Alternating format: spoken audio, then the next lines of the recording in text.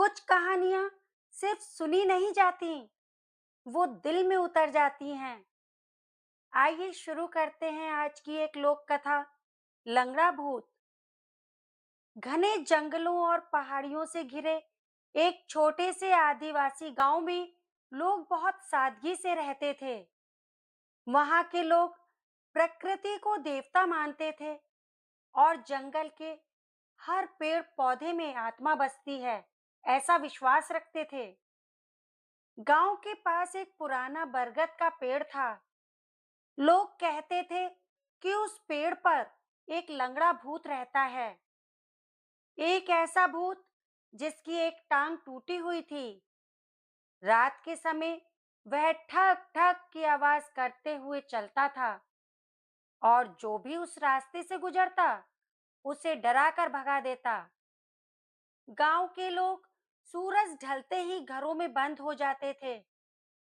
बच्चों को खास तौर पर चेतावनी दी जाती, शाम के बाद बरगद के पास मत जाना, वरना लंगड़ा भूत पकड़ लेगा।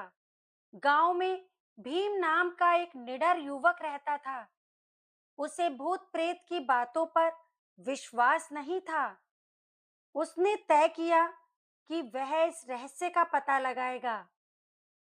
एक रात हाथ में मशाल लेकर वह अकेले ही उस बरगद के पेड़ की ओर निकल पड़ा।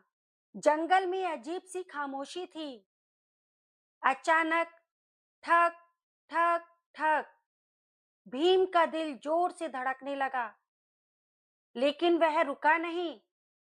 जैसे ही वह पेड़ के पास पहुंचा, उसने देखा एक अजीब सा साया, झुका हुआ शरीर और एक पैर घसीटते हुए चलता हुआ। भूत की आवाज भारी और डरावनी थी। कौन है जो मेरी जगह पर आया है? भीम ने हिम्मत जुटाकर कहा, मैं जानना चाहता हूं कि तुम कौन हो और लोगों को क्यों डराते हो।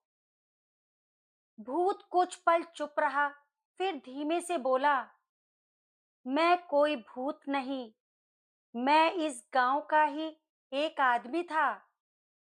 कई साल पहले मुझे गांव वालों ने चोर समझकर मार डाला था।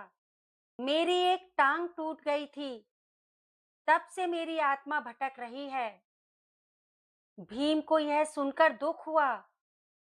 भूत ने कहा, मैं किसी को नुकसान नहीं पहुंचाता, बस चाहता हूं कि कोई मेरी कहानी सुने। भीम अगले दिन गांव के बुजुर्गों के पास गया और सारी बात बताई। गांव वालों को अपनी गलती का एहसास हुआ। उन्होंने उस पेड़ के नीचे एक छोटा सा पूजा अनुष्ठान किया और उस आत्मा से माफी मांगी। उस रात के बाद वह ठक ठक की आवाज हमेशा के लिए बंद हो गई। इस कहानी की सीख यही है दोस्तों, किसी को बिना सच्चाई जाने दोषी नहीं ठहराना चाहिए। डर अक्सर अज्ञानता से पैदा होता है।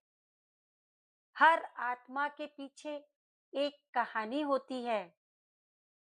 आपको हमारी आज की लोक कथा कैसी लगी? कमेंट बॉक्स में कमेंट करके जरूर बताइएगा। ऐसी ही कहानियों के साथ जल्द मुलाकात होगी। तब तक के लिए खुश रहें, स्वस्थ रहें, मस्त रहें। Bye bye.